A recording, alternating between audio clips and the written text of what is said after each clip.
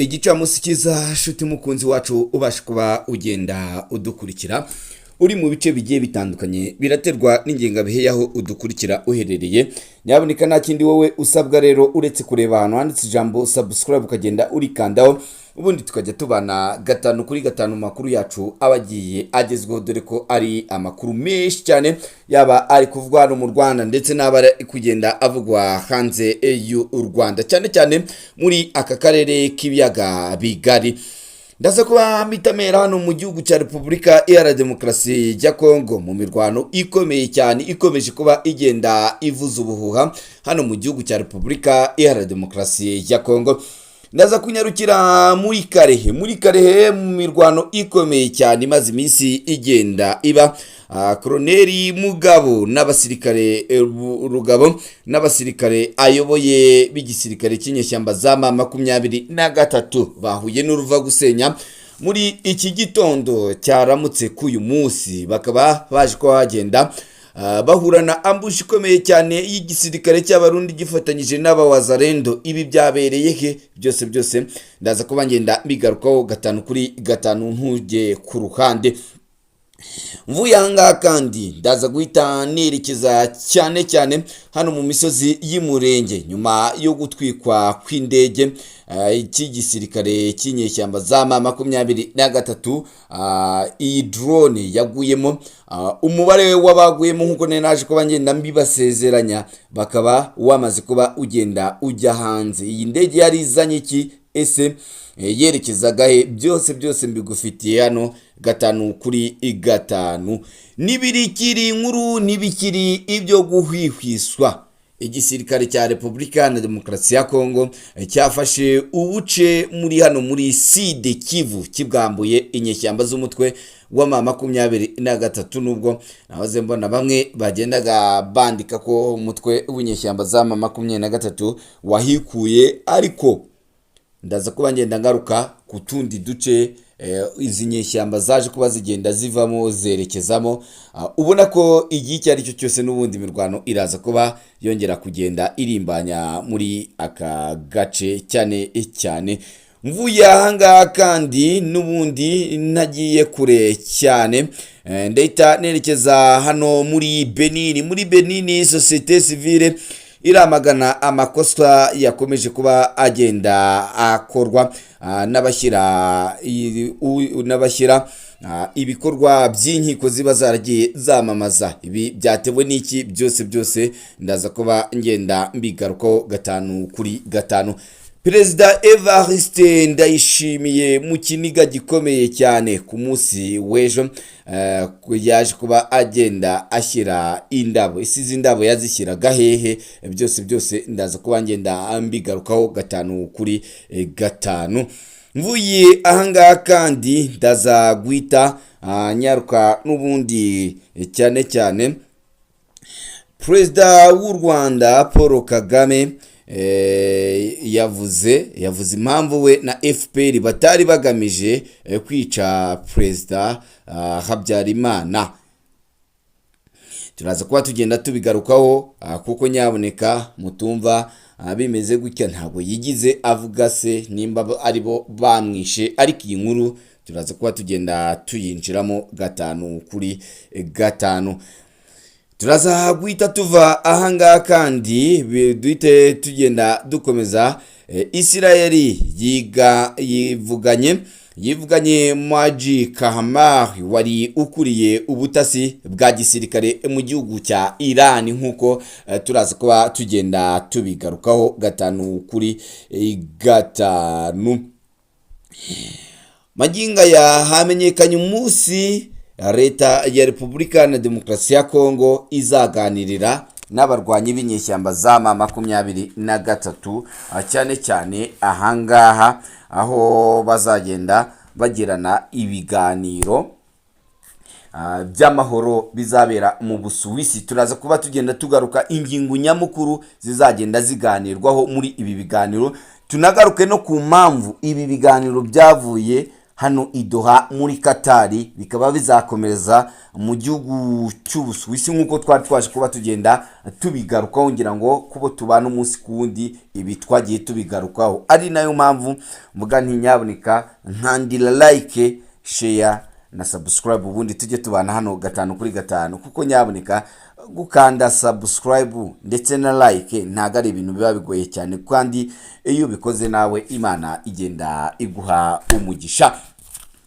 Mvuye ahanda itanerekeza kandi n'ubundi hano ku ntambara iri guhuza Ukraine n'Uburusiya. Mwino minsi ntabwo iri kuvugwa cyane kubera Amerika yamaze guhita igenda gukubitana n'igihugu cya Iran, ariko maginga yangaya haje kuba ikindi gitendo gikomeye cyane cyerekana yuko nyaboneka ibi bihugu yaba ku ruhande rw'Uburusiya no ku ruhande rwa Ukraine intambara bayirambiwe rwose.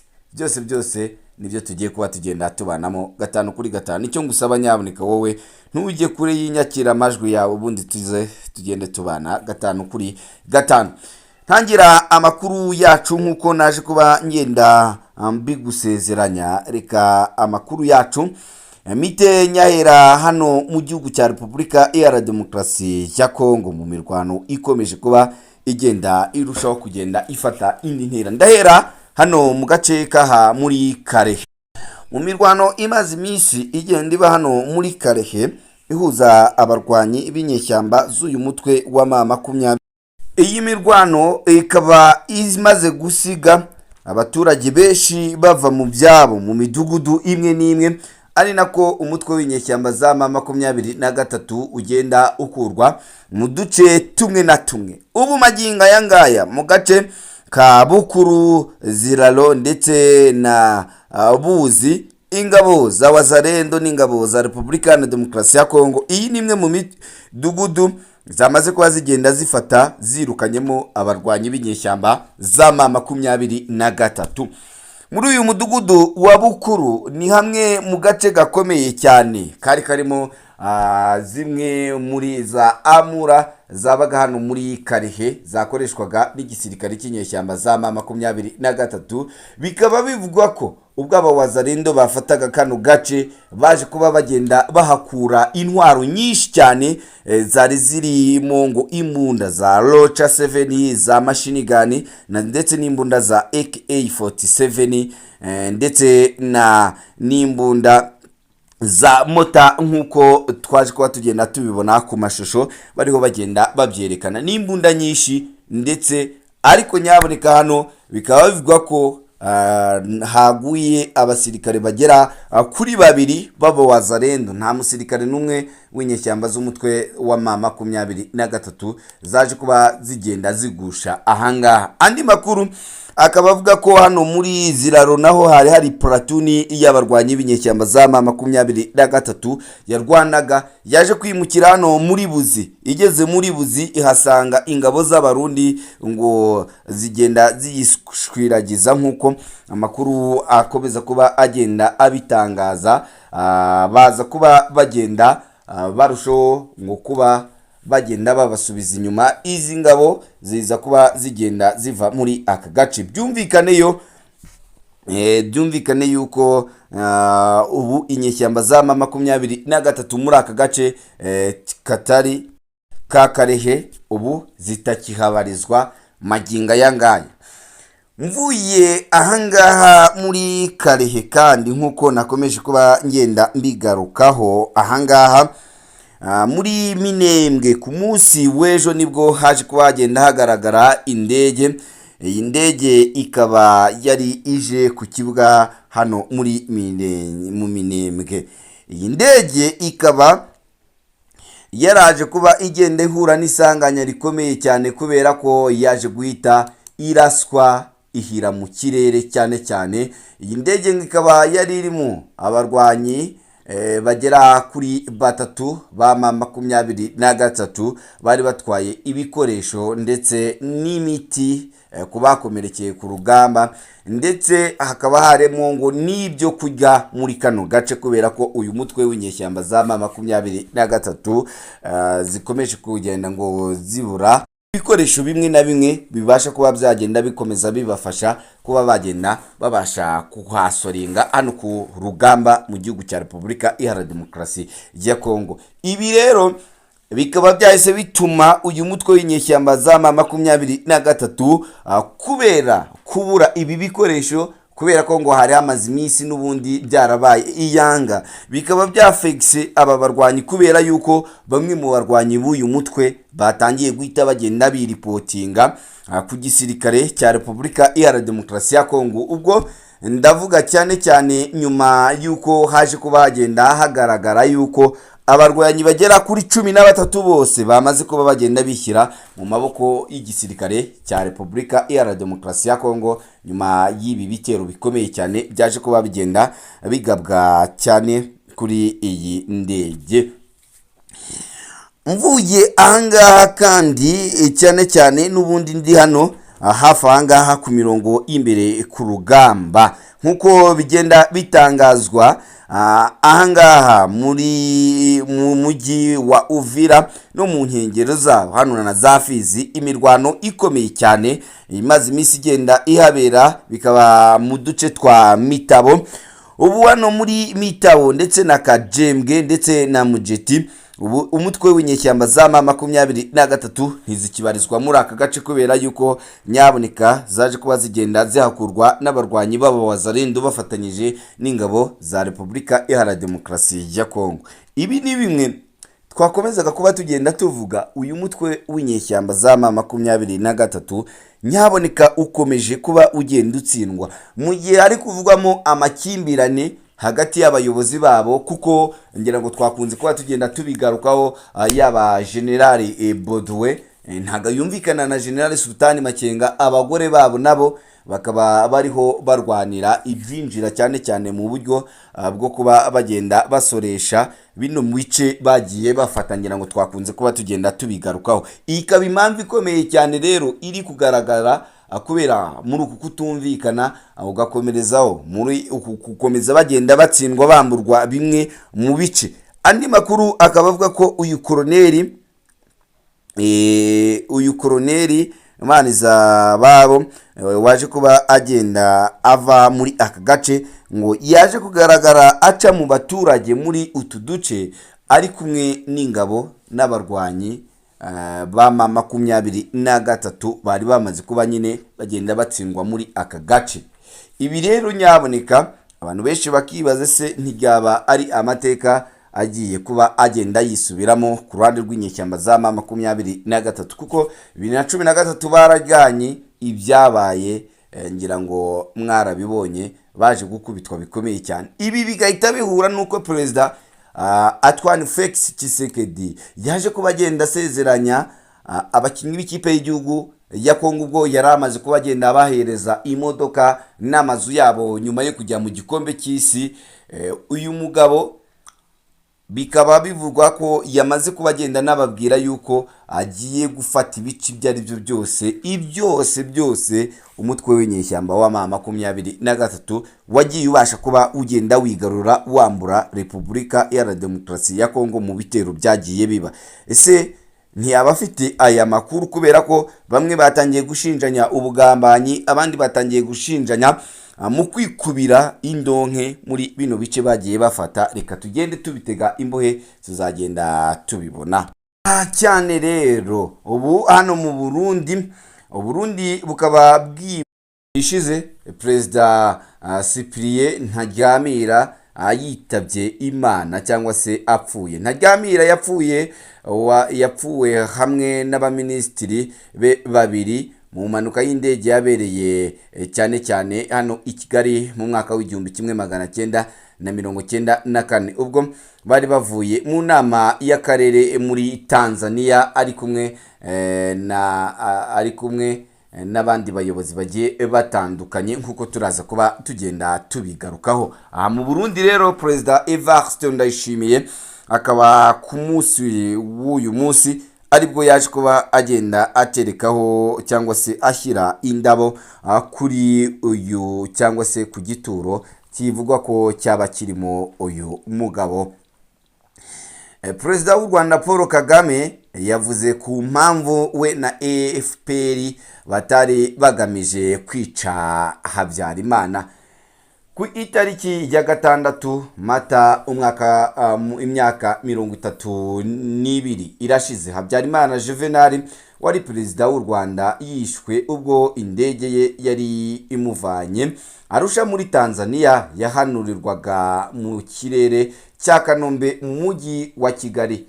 Perezida w'u Rwanda Paul Kagame avuga ko we na FPR Inkotanyi yari ayoboye batashakaga ko Habyarimana Juvenal apfa w'u Rwanda cyangwa se w'u Rwanda yicwa, kuko atari we wari ikibazo cyatumye bafata icyemezo cyo gutangiza urugamba rwo kubohora igihugu n'abanyarwanda.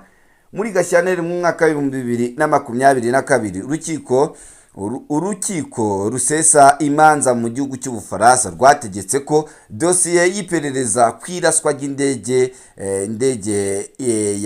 yari itwaye Habyarimana ifungwa nyuma y'imyaka irenga 20 y'iperereza.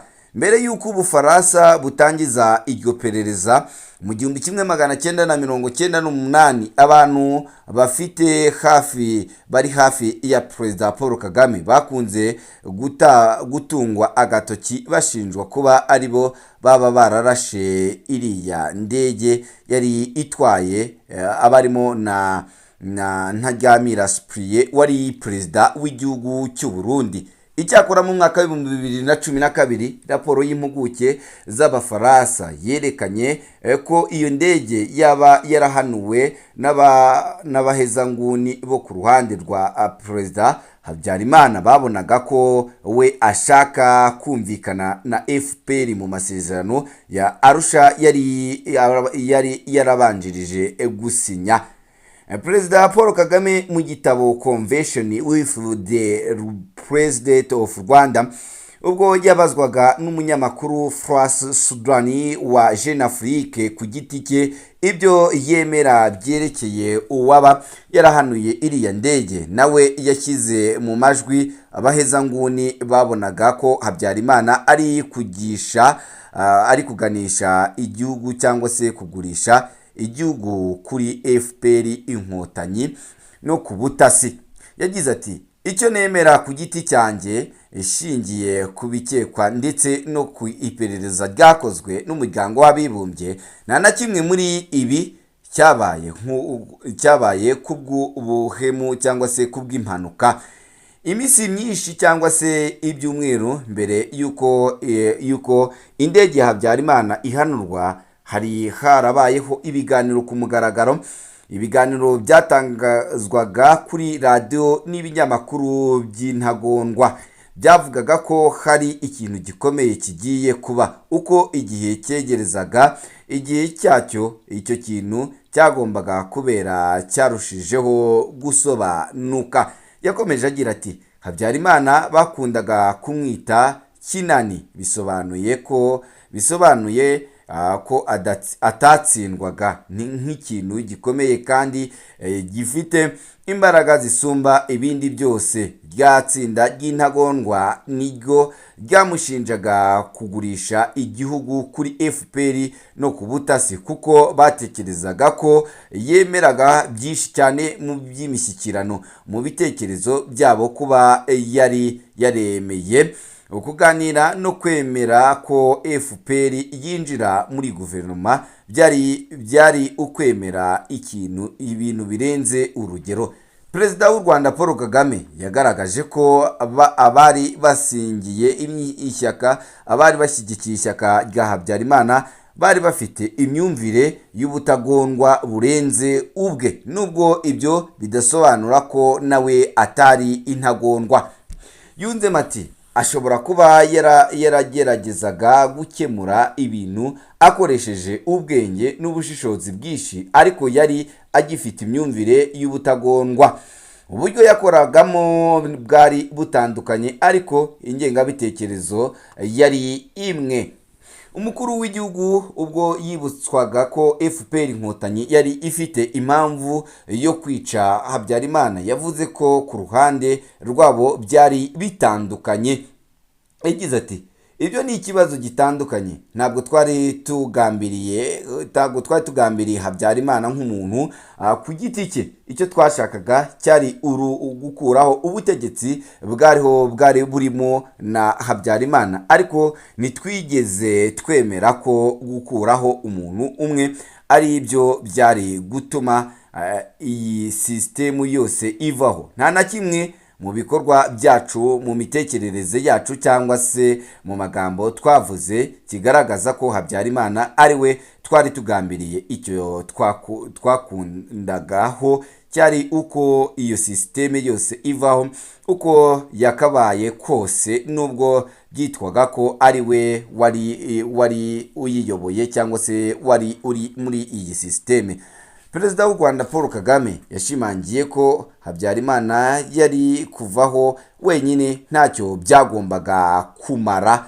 Yagize ati ntabwo twari gutuma habaho iterambere iryo ari ryo ryose. Kubw'ibyo rero, mu igenamigambi no gutegura ingamba ntitwagombaga kugambirira umuntu ku giti cye. Ibyo byari kuba ikosa ridafite inyungu nanye. Inteko zacu nibyo twashakaga kugeraho. Intambara ntiyari igambiriye Habyarimana, intambara yacu yari igambiriye sisitemu ari nayo itandukaniro rikomeye cyane rikomeza kuba rigenda rigarukwaho cyane cyane umunsi ku wundi ahangaha muri izi raporo zigiye zitandukanye bakomeza kuba bagenda bashinja cyane cyane kuri iri hanurwa ry'iyi ndege.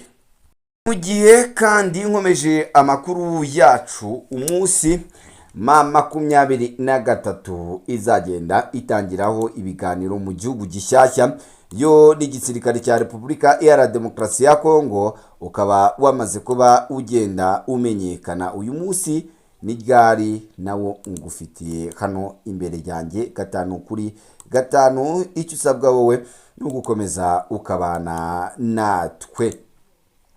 Ngira ngo mu minsi yashize nibwo twaje kuba tugenda tugaruka cyane cyane intumwa za leta ya Kongo, ya Repubulika Iharanira Demokarasi ya Kongo n'izihuriro rya AFC M23 byamenyekanye ko zizahura mu Busuwisi kuyu wa mbere itariki ya 13 Mata mu gukomeza ku biganiro bya Doha impande zombi zimaze igihe zigirana. Iki ni icyiciro gishya cy'ibyo biganiro cyateguwe na Leta Zunze Ubumwe za Amerika zifatanyije na Qatar, ndetse byitezwe ko ziriya mpande zombi ziyemeze gushyira iherezo ku makimbirane yo mu burasirazuba bwa Repubulika Iharanira Demokarasi ya Kongo, zigomba kubikirana cyangwa se gukurikiranira hafi. Amakuru akaba avuga ko biriya biganiro byari bimaze igihe bibera i Doha muri Qatar byimuwe by'agateganyo kubera intambara ikomeje kubera mu burasirazuba bwo hagati. AFC M23 na Kinshasa bagiye guhurira mu Busuwisi mu gihe amasezerano ya Doha yashyizweho umukono ku itariki ya 15 Ugushyingo umwaka wa 2025 hagati y'impande zombi atashoboye kugera ku musaruro wifuzwaga, kuko mu ngingo 8 ziyakubiyemo 2 zonyine ari zo zashyizwe mu bikorwa. Ni ingingo zirimo uburyo bwo kugenzura ahagenga n'uburyo bwo guhererekanya ifungwa. Ibibazo by'ingenzi birimo ejo hazaza ha M23, gucyura impunzi n'ubutabera ku byaha byakozwe ntibyigeze bibonerwa ibisubizo. Mu gihe aya masezerano kandi asaba M23 na leta ya Kongo gutanga agahenge, kugeza ubu ahubwo imirwano irakomeje ntabwo kigize kubahirizwa.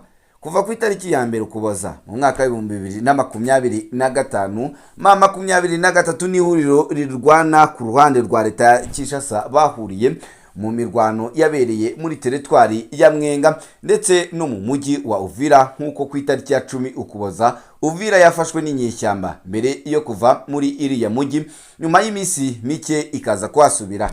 Hejuru y'ibyo M23 na Kinshasa bahuriye mu nama imwe yonyine muri eshatu zari ziteganyijwe mu rwego rwo gukurikirana ishyirwa mu bikorwa ry'agahenge. Ibiganiro byo mu Busuwisi birakurikirana n'inama y'inama y'imyabutatu yabaye hagati y'itariki ya 17 no ku itariki ya 18 muri Werurwe hagati muri Leta Zunze Ubumwe za Amerika, hagati ya DRC ndetse n'igihugu cy'u Rwanda. Muri iyi nama yabereye Washington, izo mpande zombi zemeye gufata ingamba zigamije kugabanya amakimbirane. Kugeza ubu M23 isaba Kinshasa, mu by'isaba Kinshasa harimo kuvugurura itegeko nshinga, hagashyirwaho uburyo bwa za leta ku buryo Kivu zombi zahinduka zimwe muri leta zigize Repubulika ya Demokarasi ya Kongo. Ikindi, ubutegetsi bwa Perezida Felix Tshisekedi bukanavaho nk'uko M23 ikomeza kuba igenda ibisaba. Ibi abantu benshi bakaba bibaza se byaba cyangwa se ntibyaba.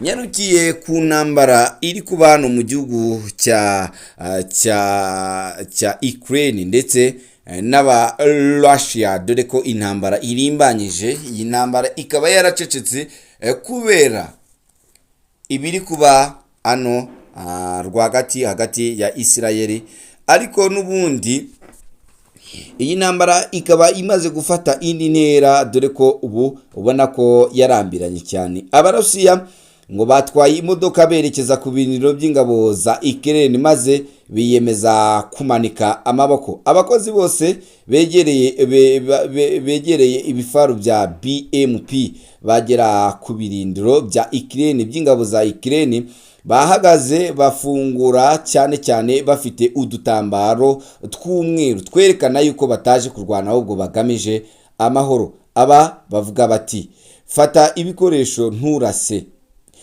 Baje ari abasirikare n'abapolisi basohotse mu modoka zabo bazamuye amaboko, bamwe ndetse banafashije kwimura ibifaru bimwe mu birindiro bya Ukraine. Mu masaha make abarwanyi ba Ukraine bakiriye imodoka nyinshi z'Abarusiya zikora hamwe n'amasasu Abarusiya bariho bagenda bakoresha muri utu duce. Ukibaza ngo aba basirikare bose rwose baragera mu gihugu cy'Uburusiya, ntago ubutegetsi bwa Vladimir Putin buraza kuba bugenda bubakoraho ryake. Nibyo turazi kuba tugenda dukurikira hano 5 kuri 5. Reka ngushimire nyaboneka nimba ubwa mbere ugeze hano, reba hano handitse ijambo subscribe buri kandi ubundi tujye tubana hano 5 kuri 5 mu makuru yacu abagiye agezweho, dore ko tuba tugufitiye amakuru menshi yaba avugwa hano mu Rwanda ndetse n'abari kuvugwa hanze y'u Rwanda.